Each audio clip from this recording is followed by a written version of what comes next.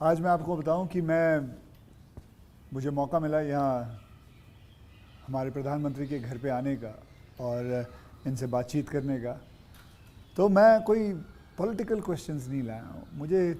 मुझे जानना है कि as a person, as a human being, एक इंसान के नाते हमारे जो प्रधानमंत्री हैं वो कैसे हैं, क्या खाते हैं, क्या बातचीत, मतलब उनकी पूरी दिन में जो सब चीज़ें होती हैं, मतलब पॉलिटिक को छोड़ के उसके बारे में मैं उनसे जानना चाहूँगा। तो सबसे पहले सर आपका बहुत बहुत धन्यवाद करना चाहता हूँ कि आपने मौका दिया है आपसे बात करने का। मुझे अच्छा लगा कि हम 2400 घंटे राजनीति की बातों में ही उलझे रहते हैं, तो आपने हल्की फुल्की बातें और अपॉलिटिकल बातें करने के लिए इच्छा जताई है। मैं नहीं जानता हूँ दर्शकों को कितनी रुचि होगी, लेकिन ज़रूर मैं खुल कर के बातें बताना पसंद करूँगा। नहीं, बहुत लोग बहुत कुछ जानना चाहेंगे आपके बारे में, क्योंकि आपके पर्सनल मतलब जो लाइफ होती है, कि जैसे कि मैं आपको बताऊं, मेरा ड्राइवर है, उसकी बेटी, मैं उसको पूछ रहा था कि बेटे तो अगर नरेंद्र मोदी जी को, हमारे प्रधानमंत्री को कोई क्वेश्चन पूछना चाहेगी तो क्या पूछना चाहेगी? तो कमाल का सवाल उसने पूछा कि क्या हमारे प्रधानमंत्री आम खाते हैं? ये भी उसका क्वेश्चन है कि आम खाते हैं, और अगर खाते हैं तो क्या काट के खाते हैं या ऐसे गुठली के साथ खाते हैं?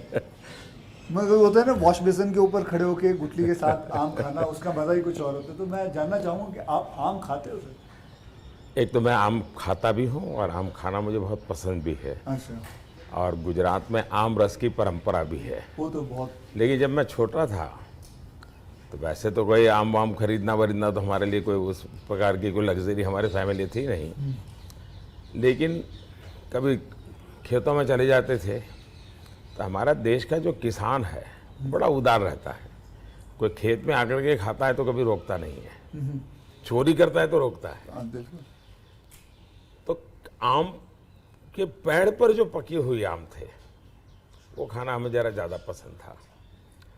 यानी उतारने के बाद पकाया हुआ नहीं, नेचुरल कोर्स में पका हुआ।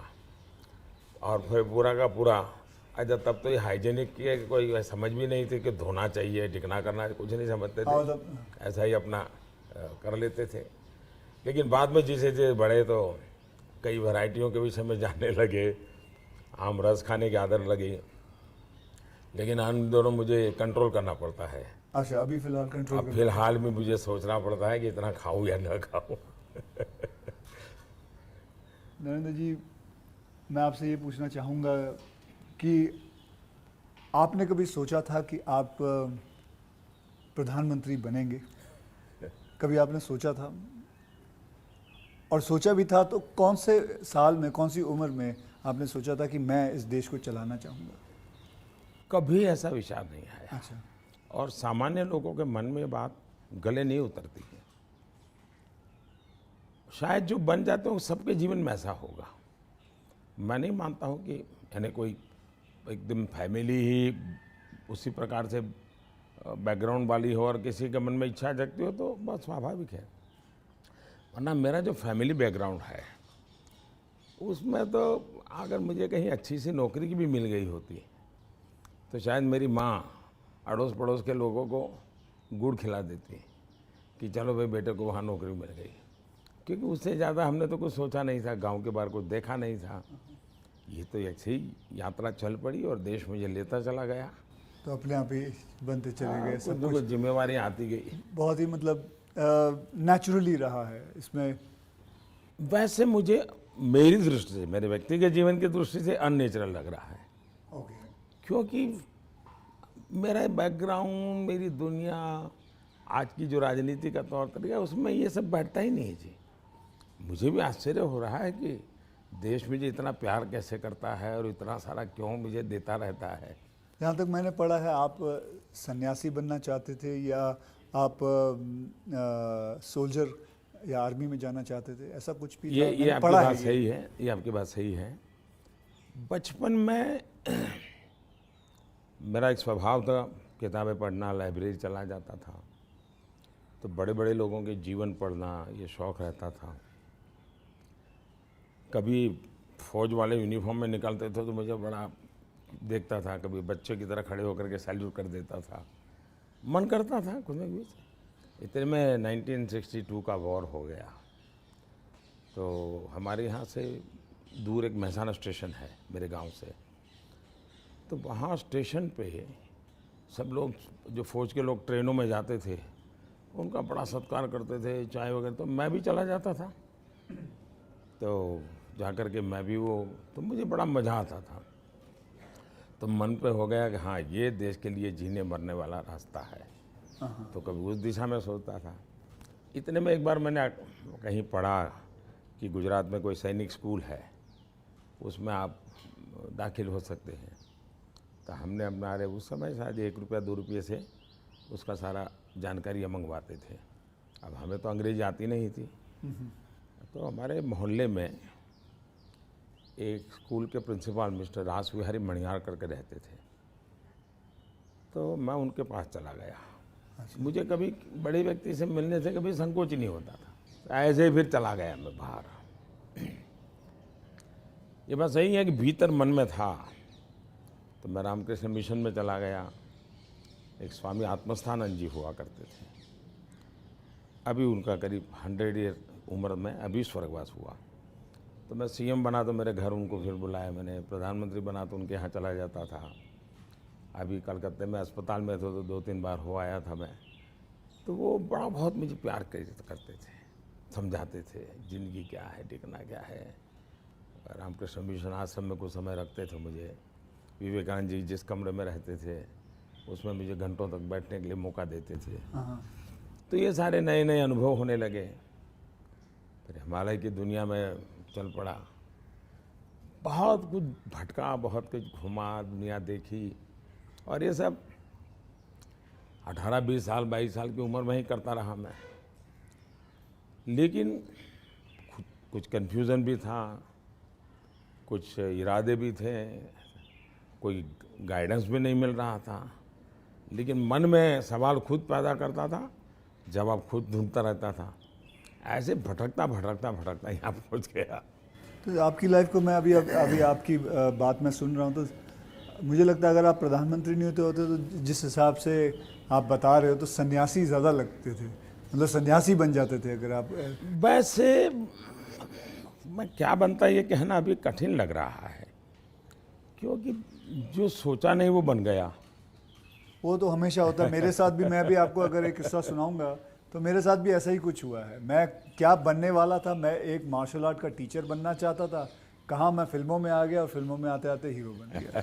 मैं आपसे क्या, हमारे प्रधानमंत्री जी को मैं ये जानना चाहता हूँ, गुस्सा आता है? और मतलब क्योंकि देखिए सबको गुस्सा आता है, आई एम श्योर आपको भी गुस्सा आता है। अगर आता भी है तो उस गुस्से में आप क्या करते हो? वो गुस्सा निकालने के लिए किस पे निकालते हो और कैसे निकालते हो? मेरे लिए ये कभी कोई कहेगा कि मुझे गुस्सा नहीं आता है तो बहुत लोग को सरप्राइज होता है। आपको गुस्सा नहीं आता? मैं बताता हूँ। अच्छा। सरप्राइज होता है। इसलिए ये कहना कि राजी नाराजी गुस्सा ये मनुष्य के स्वभाव के हिस्से हैं। अच्छा। जिंदगी उसके बिना हो नहीं, हर प्रकार की चीज़ें हर के अंदर होती हैं। लेकिन जो मेरा 18-22 साल की ज़िंदगी का जो एक बड़ा तबका था, वहाँ जो मेरी ट्रेनिंग हुई उसमें ऐसी बातें थी जिन लोगों से सीखता था कि आपके जीवन में स्वभाव में ईश्वर ने सब दिया है। अब आपको तय करना है कि जो अच्छी चीज़ है उसको बल देते हुए कैसे बढ़ना। तो फिर ये चीज़ें हैं जो नेगेटिविटी लाती है वो रुकती है। मैं कह सकता हूँ कि मैं इतने लंबे समय तक मुख्यमंत्री रहा, इतने समय तक प्रधानमंत्री रहा, लेकिन चपरासी से लेकर के प्रिंसिपल सेक्रेटरी तक मुझे कभी गुस्सा व्यक्त करने का अवसर नहीं आया, कभी नहीं आया। लेकिन मैं आपको बताऊं, बाहर जो आपकी छवि है वो एक बहुत ही स्ट्रिक्ट एडमिनिस्ट्रेटर के नाम पे है। स्ट्रिक्ट अलग चीज़ है। हाँ। मैं स्ट्रिक्ट हूँ, डिसिप्लिन हूँ, लेकिन मैं किसी को नीचा दिखा करके अपमानित करके काम नहीं करता। मैं उसको प्रेरित करता हूँ। कभी कोई चीज़ है तो मैं खुद हेल्पिंग हैंड के रूप में खड़ा हो जाता हूँ। मान लीजिए कोई कोई ड्राफ्ट लेकर के आया, तो एक तो तरीका होता है भाई क्या ले आए हो, दूसरा होता है वाह ऐसा करें ना, ये अपन करें तो कैसा रहेगा, आपको क्या लगता है ये करें तो कैसा होगा। तो क्या होता है मेरी 10 मिनट पहले ही इन्वेस्ट हो जाती है, लेकिन वो मुझे समझ पाता है। ओके। तो अगली बार जब वो आता है तो मुझे मेरा समय ही नहीं जाता, वो मेरी कल्पना के अनुसार चीज़ लेकर के आ जाता है। तो एक प्रकार से मैं कोई लेके आता है तो उसमें से सीखता भी हूँ और सिखाता भी हूँ, और मैं अपनी टीम बनाता चल जाता हूँ। तो मेरे प्रेशर हैं, स्ट्रेस हैं, वो नीचे नीचे नीचे डिवाइड होते चले जाते हैं। ओके। तो मेरे पास कुछ बचता ही नहीं है। तो मतलब आपको इतना गुस्सा नहीं आता? मैं अंदर तो होता होगा, मैं व्यक्त तो करने से अपने आप को बहुत रोक लेते हो?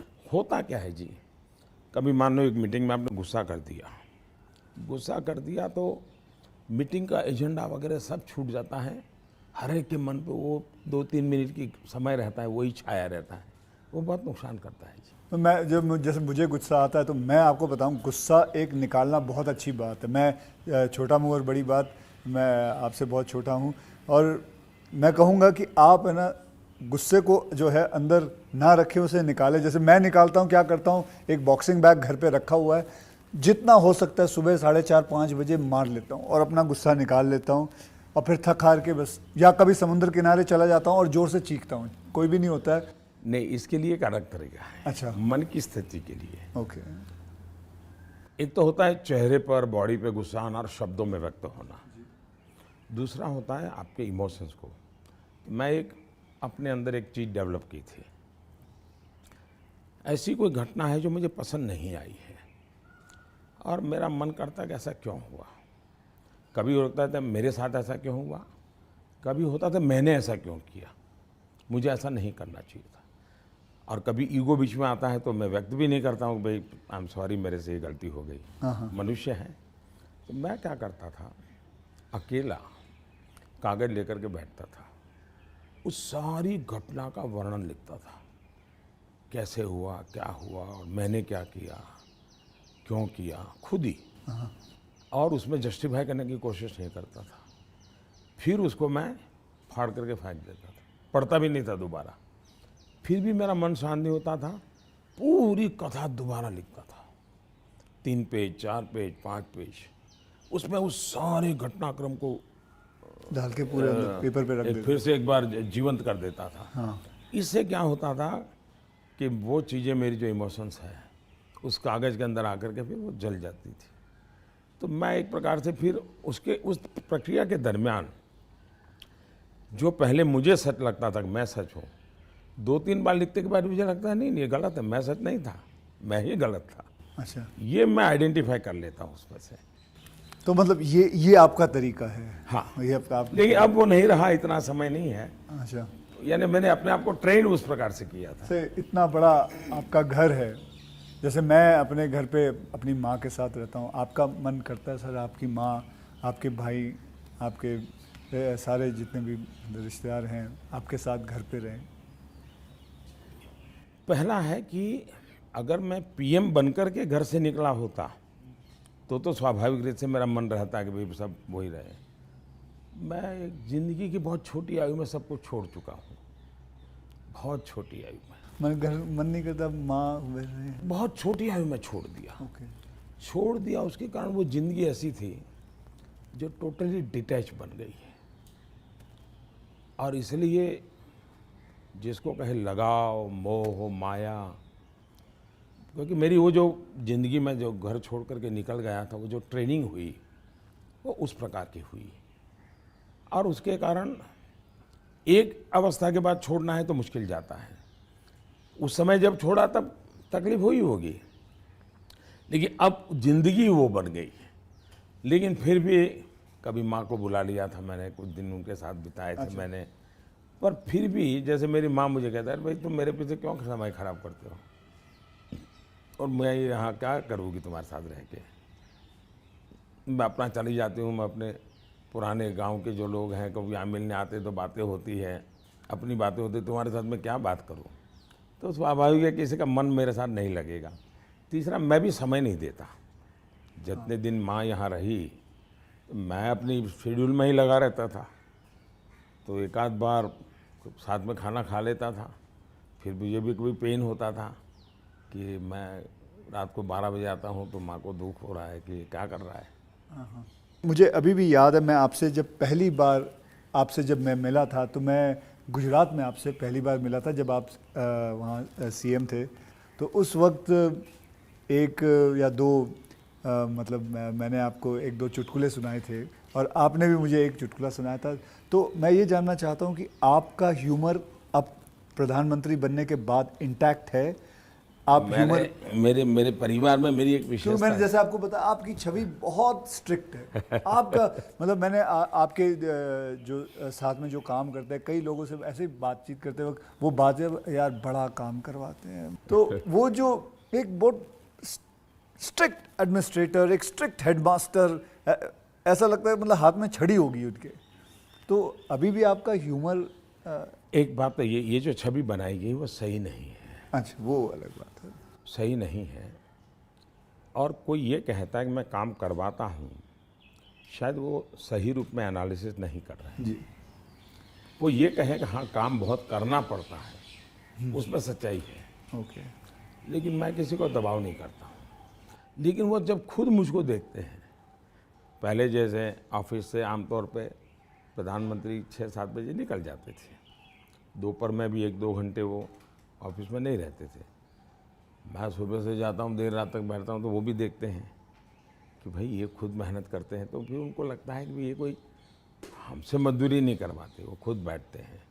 तो कोई काम है तो मैं रात को 11 बजे फ़ोन करूँगा, अरे भाई उसका क्या हुआ, तो उनको लगता है कि ये अभी भी काम कर रहा है। तो एक प्रकार से एक टीम का स्पिरिट बन जाता है, एक वर्क कल्चर आप डेवलप करते हैं। मेरे आसपास में एक वर्क कल्चर डेवलप होता है और वो मैं खुद काम करता रहता हूँ, उसके कारण होता है। स्ट्रिक्टनेस, डिसिप्लिन थोपने से नहीं आती है, क्योंकि मैंने ह्यूमन रिसोर्स डेवलपमेंट में ही अपनी ज़िंदगी खपाई है। आप लोगों को अच्छा झूठ बोल कर इम्प्रेस भी नहीं कर सकते हो लंबे अरसे तक।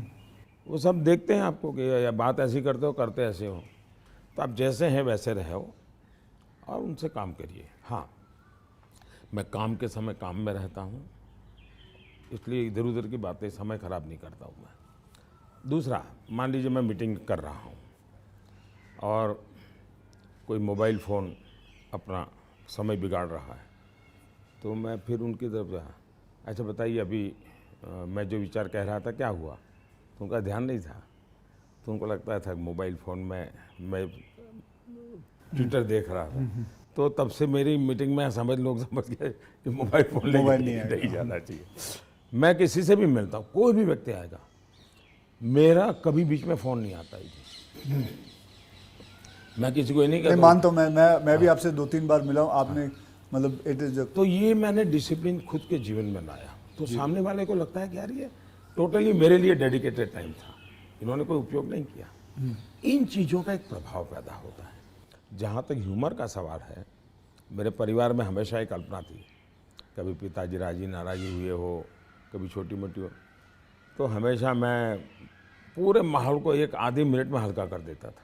ये मेरा एक स्वभाव था। आज भी मुझे वो करने का मज़ा आता है, शब्दों से खेलना वगैरह। पर अब क्या हो गया है जी, हर चीज़ के अलग अर्थ निकाले जाते हैं, आधा अधूरा वाक्य उठा करके उछाल दिया जाता है। तो अब डर लगता है कि कहीं जा कर के इरादा वो नहीं होता है, हंसी मजाक कहावत सब होना चाहिए, लेकिन अब दुरुपयोग हो जाता है तो डर लगता है। आज ये सोशल मीडिया की वजह से लोग कोई भी शब्द कोई भी उल्टा सीधा करवा सोशल मीडिया के बजाय टीआरपी वाले परेशानी टीआरपी वाले करते हैं। तो आप जरा अपना ह्यूमर को बचा के रखते हो, लेकिन अपने दोस्तों के साथ आपके जो दोस्त हाँ, वो तो आज भी चलता है जी। मेरी कैबिनेट मीटिंग का ब्रीफिंग होता है, तो मेरे जो जूनियर अफसर हैं, वैसे वो बेचारे संकोच करते हैं, क्योंकि उनके लिए पीएम जो एक ऑरा बना हुआ है दुनिया में, वो तो बड़ा अलग है। मैंने वो ऑरा रखा नहीं है, मैं दोस्ताना करता हूँ, तो मैं उनको चुटकुले सुनाता रहता हूँ कभी कभी। तो ऑपोजिशन पार्टी में आपके कोई दोस्त हैं? बहुत दोस्त हैं, बहुत अच्छे दोस्त। आप अभी भी उनके साथ कभी चाय पीना? बहुत अच्छे दोस्त हैं, हम लोग साल में 1-2 बार साथ खाना भी खाते हैं। अच्छा। हाँ, अब मैं खैर वो फॉर्मल होता है, क्योंकि लेकिन हम तो कहते हैं, कैमरा में देखते हैं, हम तो मीडिया के सामने, मीडिया जो दिखाती है हम तो वही देखते हैं, हमको तो पता ही नहीं एक होता ये। बहुत पहले की बात है, जी। तब तो मैं मुख्यमंत्री भी नहीं था, नहीं किसी काम से मैं शायद पार्लियामेंट गया था, और गुलाम नबी आज़ाद और मैं बड़े दोस्ताना अंदाज में गप्पे मार रहे थे। फिर हम बाहर निकलते तो मीडिया वालों ने पूछा, कह रहे यार आप लोग इतने पक्के दोस्त। तो मारते हो, फिर तुम तो बोले आरएसएस वाले हो, ये गुलाम नबी से तुम्हारी दोस्ती कैसे है? हाँ। तो फिर गुलाम नबी ने अच्छा जवाब दिया। हम दोनों खड़े थे, वो कहा देखो भाई, बाहर जो आप लोग सोचते हो ऐसा नहीं है, शायद एक फैमिली के रूप में हम लोग जितने जुड़े हुए हैं सभी दल के लोग, हाँ। वो शायद बाहर कल्पना नहीं कर सकते। आपको हैरानी होगी, और वैसे मैं ये बोलूँगा तो चुनाव में मेरा नुकसान भी हो सकता है लेकिन ये ममता दीदी हाँ। साल में आज भी मुझे एक दो कुर्ते वो खुद सिलेक्ट करने जाती है, और मेरे लिए एक दो कुर्ते भेजती है। अच्छा, हाँ। that is something very big to know about. Sir अच्छा, वो मिठाई भी, बांग्लादेश के प्रधानमंत्री हैं शेख हसीना जी, तो मेरा दौरा हुआ तो ऐसे ही बंगाली मिठाइयों की चर्चा चली, तो आज भी वो साल में 3-4 बार कोई न कोई बंगाली नई मिठाई होगी तो स्पेशली ढाका से मुझे भेज देती। अच्छा, वहाँ से। हाँ, स्पेशली बड़ा आग्रह करके। तो ममता दीदी को पता चला तो वो भी साल में 1-2 बार मेरे लिए कुछ न कुछ बंगाली मिठाई जरूर भेज देती है। मोदी जी, मैं आपसे एक बात जानना चाहूँगा। मैंने ये सुना है, जब मैं पिछली बारी आई थिंक पिछले साल मैंने ये सुना था कि जब आप गुजरात के सीएम से आप निकल के आप प्राइम मिनिस्टर जब बने थे, तो आपकी जो जमा पूंजी थी आपके बैंक में करीबन 21 लाख रुपए थे, और वो 21 लाख आपने अपने स्टाफ की बच्चियों के नाम पे एफडी या उनको बांट दिए थे। तो आज मैं जानना चाहूँगा, आप नहीं भी जवाब दे सकते हैं, आज आपका बैंक बैलेंस कितना है? एक तो ये आधी अधूरी बात है। अच्छा। आधी अधूरी इसलिए है कि जब मैं गुजरात से सीएम के रूप में निकला, वैसे मेरा कोई बैंक अकाउंट नहीं था। सीएम बनने के बाद एमएलए बना तो मेरा तनख्वाह आना शुरू हो गया। आपकी बैंक अकाउंट नहीं? उसके पहले नहीं था कुछ। अच्छा, हाँ। हाँ, एक बचपन में निकाला था, तो वो भी एक बड़ी लंबी कथा है। मेरी स्कूल में, वहाँ मेरे गांव में एक देना बैंक का ब्रांच खुला, तो स्कूल के अंदर वो देना बैंक के लोग आए थे। उन्होंने सब बच्चों को एक गुल्लड़ देते, कुल्लड़ बोलते, गुल्लक दिया, और बच्चों को कहा भाई इसमें आपको पैसे डालना है और हर महीने बैंक में जमा कराना, आपके नाम से पैसा जमा होगा। तो हमने भी बैंक अकाउंट उसमें खुलवा दिया। अब हमारे गुल्लक में तो कुछ आया ही नहीं। अच्छा। आने वाला कुछ था ही नहीं, तो क्या आएगा? तो हम तो कभी पैसा जमा नहीं कराया। अब गांव छोड़ के चले गए हम, बैंक में हमारा अकाउंट बना रहा, तो उनको हर साल वो कैरी फॉरवर्ड करना पड़ता था, लिखापट्टी करनी पड़ती थी। तो वो मुझे ढूंढते रहते थे कि इसका बैंक अकाउंट बंद करना है, इसको बुलाए कहाँ से। तो शायद 30-32 साल तक वो बना रहा, और उनको कहीं पता चला बाद में कि मैं अब पॉलिटिक्स में हूँ, तो बैंक वाले मेरे पास आए, बोले साहब जरा सिग्नेचर कर दीजिए, आपका एक बचपन का बैंक अकाउंट पड़ा हुआ है, हमको बंद करना है। अच्छा। तो मेरी बैंक अकाउंट से दुनिया ये रही। लेकिन जब मैं सीएम बना, एमएलए बना, तो फिर जो वेतन मिलता है वो आना शुरू हो गया, तब बैंक अकाउंट खुल गया। मैंने तो कभी वो देखा नहीं है, मेरा स्टाफ देखता था। जब मैं निकला वहाँ से, तो मैंने हमारे अफसरों को बुलाया, मैंने कहा भाई ये मेरा तो है नहीं, मैं ले जाके क्या करूँगा, मुझे तो कोई उपयोग है नहीं, तो मैं ये दे देना चाहता हूँ। तो उन्होंने कहा कि भाई ऐसा मत कीजिए। मैंने कहा भाई मैं करूँगा क्या इसे ले जा कर। तो खैर अफसर लोग मेरी इज्जत करते थे, तो ज़्यादा बहस नहीं की, चले गए। शाम को एक सीनियर अफसर को लेकर के आए मिलने के लिए। फिर उन सब ने तीन लोग थे, ये समझाया कि बोले देखो मोदी जी, ठीक है आपको ज़रूरत नहीं पड़े, लेकिन आपके ऊपर इतने कोर्ट केसेस चल रहे हैं गुजरात में, वकील भी इतने महंगे होंगे हैं, आपको कभी न कभी पैसों की ज़रूरत पड़ेगी। अब पद पर तो कब रहोगे, कितना रहोगे आप, और बाद में बोले कोई नहीं देगा आपको। तो हमारी प्रार्थना है कि ऐसा मत कीजिए। तो मैंने कहा क्या करूं? बोले ठीक है, आपकी इच्छा है तो कुछ हिस्सा दीजिए। तो उसमें से मैंने फिर 21 लाख रुपया दिया। अच्छा, उसमें से दिया? हाँ, ओके। मेरे अपने जेब से दे दिया। और मैंने कहा कि ये जो हमारा सेक्रेटरीट है उसमें जो ड्राइवर है, हाँ, प्यून है, उनकी खास करके बच्चियाँ, उनको ये शिक्षा दीक्षा के लिए खर्च करना।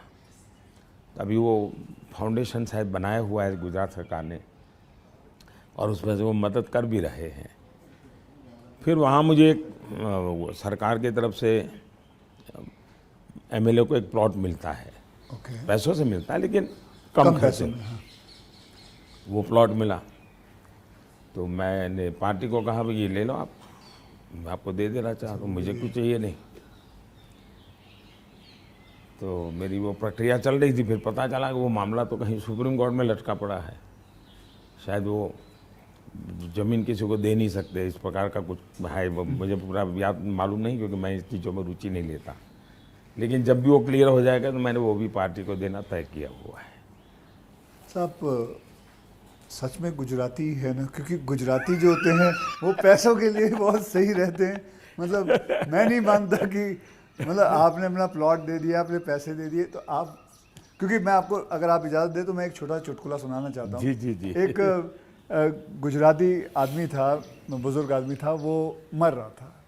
तो वो कहता है, मेरी गुजराती ज़रा इतनी ठीक नहीं है, लेकिन वो कहता है कि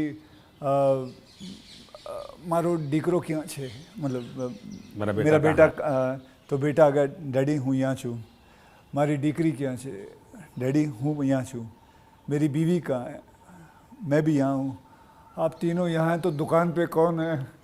तो सारे के सारे इधर ही आ गए हो, तो मेरे दुकान पे कौन है? क्योंकि मैं मानने को तैयार नहीं हूँ कि, क्योंकि मैंने देखा है गुजरात, मेरे बहुत सारे गुजराती दोस्त हैं, गुजराती जो होते हैं वो अपने पैसों को बहुत सही संभाल के रखते हैं, वो अपने पैसों से दूर नहीं रहते। मैं आपको एक चुटकुला सुना दूँ। चलो ठीक है, ये बहुत बड़ी बात। ओके। हमारे यहाँ चुटकुला चलता है कि एक बार प्लेटफॉर्म पर ट्रेन आई, रेलवे ट्रेन में। हाँ, तो ऊपर ही बर्थ पे कोई पैसेंजर सोया हुआ था। तो उसने देखा स्टेशन आया, तो उसने खिड़की में आवाज़ लगा के बाहर किसी को पूछा कि भाई कौन सा स्टेशन आया। तो उसने कहा 4 आना दोगे तो जवाब दूंगा।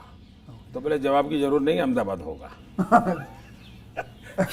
समझ गया मैं, बिल्कुल। तो ये बिल्कुल बात सही एक है। और एक बताता हूँ।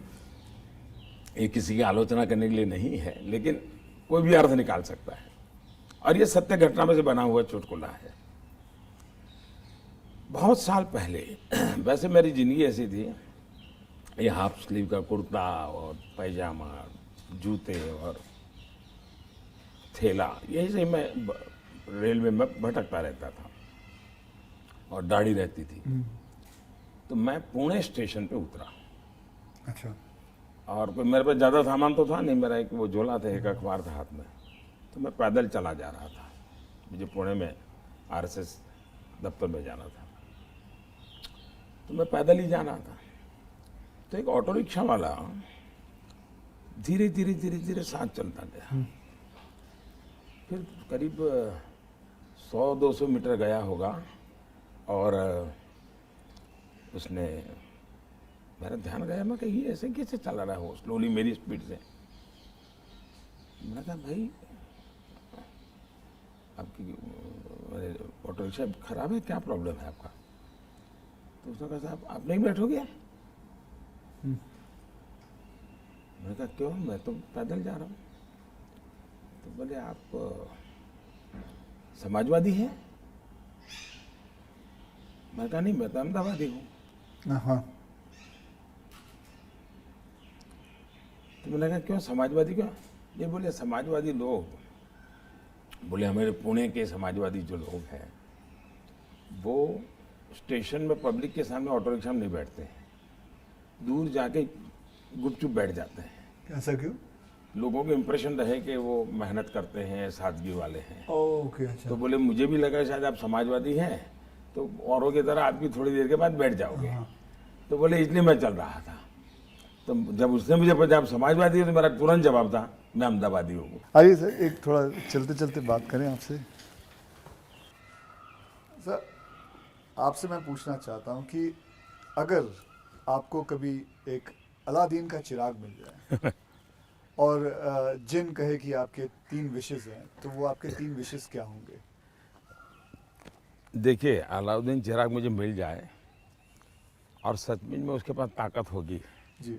तो मैं उसे कहूँगा कि तुम जितने भी ये समाजशास्त्री हैं या जो एजुकेशनलिस्ट हो, उनके दिमाग में भर दो कि भावी पीढ़ी को ये अलाउद्दीन चिराग वाली कथा सुनाना बंद करें कि ऐसा कोई अलाउद्दीन होता है और वो इच्छाएं पूरी करता है।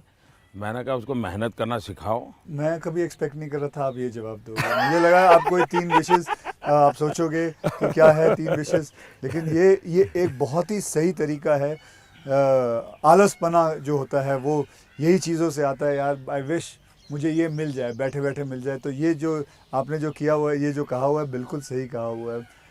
ये मूल तो है बाहर से आई हुआ चिंतन है जी, मैंने रिसर्च नहीं किया है। हाँ हाँ, ये हमारे यहाँ मूल चिंतन ऐसे नहीं है। मूल चिंतन तो हमारे यहाँ परिश्रम का है जी। हमारे यहाँ ये नहीं है कि भाई ऐसे ही कुछ आकर के कोई दे देगा, ऐसा नहीं है जी।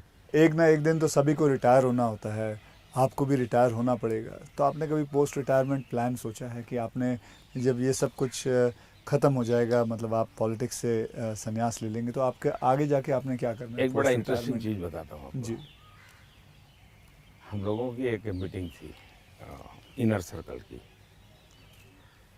अटल जी थे, आडवाणी जी थे, राजमाता सिंधिया जी थी, जी। सिकंदर बख्त साहब थे, प्रमोद महाजन भी थे, और उसमें सबसे छोटी आयु का मैं रहता था। तो बातें चली, उसमें से ऐसे ही अभी मीटिंग शुरू होना बाकी था, ऐसे गप्पे चल पड़े कि भाई रिटायरमेंट के बाद क्या करेंगे। तो सबने कुछ न कुछ अपना बताया। प्रमोद महाजन इसको बड़ा लोगों को खुद करके निकालते थे। अच्छा, प्रमोद जी की व्यक्तित्व की विशेषता थी, उनका जीवन बड़ा विविधताओं से भरा था। अनेक प्रकार की एक्टिविटी से वो अपने आप को जोड़े रखते थे। मुझे पूछा, मैंने कहा भाई मेरे लिए तो बड़ा कठिन है, क्योंकि मुझे कुछ नहीं आता है। मैंने कभी इस सारी चीज़ों में सोचा ही नहीं। मैंने तो जब जो जिम्मेवारी मिले उसी को जिंदगी माना है। जिम्मेवारी ही मेरी जिंदगी है। अच्छा। और इसलिए मुझे कल्पना ही नहीं होती है कि इसमें समय बिताने के लिए कुछ करना पड़ेगा, मुझे अपने आप को एंगेज रखने के लिए कुछ करना पड़ेगा।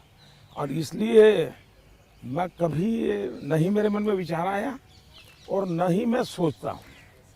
और मुझे पक्का लगता है शरीर का कण कण और जीवन का पल पल किसी न किसी मिशन में ही खपाऊंगा। ये आपने सोचा हुआ है? ये शायद सोचना नहीं है जी, मेरे पास इसके सिवाय कुछ मुझे पर कौशल्य ही नहीं है। मैं जिस हिसाब से आप बताते हो कि मुझे लगता है आप ज़िंदगी में, मतलब जब सीएम से यहाँ जब पीएम बने थे, तो मैं ये जानना चाहूँगा कि सबसे वैल्यूबल चीज़ आप क्या लेके आए थे यहाँ इस घर के अंदर सबसे वैल्यूबल चीज़ आपकी क्या रही थी? अगर मैं, वैसे ये पूरी बातचीत आपने पहले ही मुझे कहा कि भाई मैं तो कोई राजनीति की चर्चा करना नहीं चाहता, नहीं। लेकिन कुछ मात्रा में मैं ये कह सकता हूँ कि प्रधानमंत्री बनते समय शायद और प्रधानमंत्रियों को ये बेनिफिट नहीं मिला है जो मुझे मिला है। देश में इतने प्रधानमंत्री हो गए जी। इतने प्रधानमंत्रियों को ये बेनिफिट नहीं मिला है जो मुझे मिला है। वो ये है कि मैं लंबे अरसे तक मुख्यमंत्री रह के आया हूँ और मैं गुजरात का लॉन्गेस्ट सर्विंग चीफ मिनिस्टर था। चीफ मिनिस्टर होने के नाते आपको बारीकियों से जुड़ना पड़ता है, बारीकियों से काम करना पड़ता है। आपको इश्यू आपके सामने सीधे आते हैं, सॉल्यूशन आपको सीधा करना पड़ता है। ये तजुर्बा शायद मेरे पहले के किसी प्रधानमंत्री को नहीं मिला। इतना सद्भाग्य नहीं मिला। देवगौड़ा साहब मुख्यमंत्री रहे थे, लेकिन बहुत अल्पकाल के लिए। मैं बहुत लंबा रहा हूँ। मैं समझता हूँ कि इसने मुझे देश की सेवा करने के लिए बहुत बड़ी संबल दिया, बहुत बड़ी ताकत दी है। ये मैं अपना एक मान सकता हूँ कि वहाँ से मैं लेकर के आया, ये जो देश के काम आ रहा है। आप जैसे मैं जानता हूँ, जैसे मैं आपके एक स्टाफ मेंबर से भी बात कर रहा था, आप 3 या 4 साढ़े 3 घंटे ही सोते हैं। मतलब 7 घंटे तो सोना एक अमूमन एक शरीर को चाहिए ही चाहिए।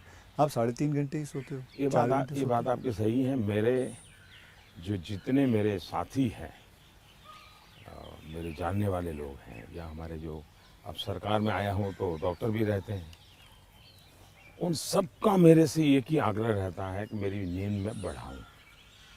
राष्ट्रपति ओबामा जब मुझे मिले तो वो भी सबसे पहले मेरे से इस चीज़ के में उलझ गए। बोले मोदी जी क्यों ऐसा करते हैं आप? बोले मैं, हम दोनों अच्छे दोस्त हैं, जी। तू तारी करके बुलाते हैं एक दूसरे को। तो तू ऐसा क्यों करता है जी? तुझे आज पता नहीं है, ये तेरा नशा है काम का, तुम करते रहोगे लेकिन तुम अपना नुकसान कर रहे हो। और वो जब भी मिलते हैं कि तुम मेरी बात मानते हो कि नहीं मानते हो, कि नींद बढ़ाई कि नहीं बढ़ाई। अब पता नहीं मेरा एक बॉडी साइकिल ऐसा हो गया है। मतलब आपको नींद आती ही नहीं है 3.5-4 घंटे के बाद? नहीं, नींद जो है मेरी इतने कम समय में पूरी हो जाती है। स्ट्रेस की वजह से तो आप उठ नहीं जाते हो कि अब मुझे काम नहीं करना नहीं है? नहीं नहीं नहीं, मैं इतना नॉर्मली देखा है आपने कि कोई भी व्यक्ति उठता है तो हाथ पैर इधर उधर करता है, आंखें ऐसे ऐसे करता है। मेरा कुछ नहीं, आंख खुलती है, फ्रिक्शन ऑफ सेकंड मेरा पैर जमीन पे होता है, मैं उठ जाता हूँ उससे। हाँ, उठता मैंने बिस्तर पे उठता वैसा नहीं, बिस्तर से भी बाहर होता बाहर हूँ हो मैं। जाता है। अब ये हो सकता है वो मेरी जो 18-22 साल के कालखंड में जिस जिंदगी को मैं जी रहा था, जी। उसमें से शायद ये डेवलप हुआ है। अब वो मेरे शरीर का वो हिस्सा बन गया है। तो अच्छा। लेकिन मैं, जैसा आपने कहा रिटायर्ड होने के बाद क्या करोगे, तो पहला काम मैं नींद कैसे बढ़ाऊं, हाँ। इस पर सोचूंगा। कहाँ बैठोगे आप? आ जाओ। आज आपके सारे कागज पड़े हैं अच्छा, शायद। कोई बात नहीं, आ जाओ। तो आपको कभी, मैं ये जानना चाहूँगा, वैसे कई लोग जानना चाहेंगे कि नरेंद्र मोदी जी को जब जुकाम लगता है तो वो क्या लेते हैं? आप हैरान होंगे, मैं बहुत ही, फिर वही कहूँगा, मैं ऐसी कठिन जिंदगी जी करके आया हूँ। तो डॉक्टर क्या होता है, ये महंगी दवाइयाँ क्या होती हैं, सोफिस्टिकेटेड क्या होता है, वो सब आप आयुर्वेदिक पे बहुत विश्वास करते हैं? मैं बताता हूँ। आयुर्वेद के बजाय कैसी जिंदगी है। अब आप जब पहाड़ चढ़ते हैं तो पैर तो दर्द करते ही हैं, कितनी आदि हो, लेकिन ऊंचाइयों पर जाते हो तो अब जो अकेला इंसान है वो क्या करेगा?